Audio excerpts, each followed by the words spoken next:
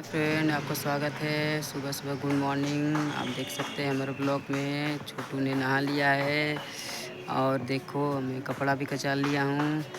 आइए दिखाते हैं। और गमला में पानी देना है और पानी दे चुका हूँ। आइए दिखाते हैं।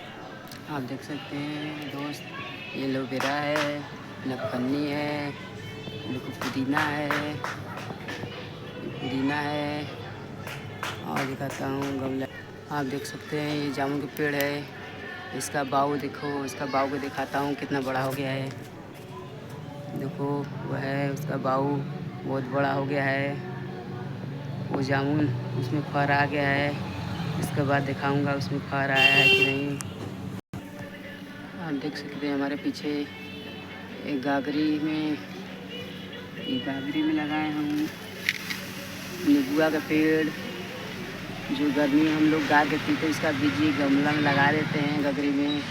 आपको बताएं कहें कि लगा जामुन के पेड़ के बाऊ को दिखाता हूँ उसमें फर आया कि नहीं है। आओ दिखाते हैं। अभी तो फर आया है, मतलब फूल है। देखो यही है जामुन, फर आया है। इसका बाऊ है, कितना बड़ा हो गया है। हम लोग को खिलाता है जामुन। हाय फ्रेंड, आप सबको सुबह सुबह के गुड मॉर्निंग। आप जा रहा हूँ खाना खाने।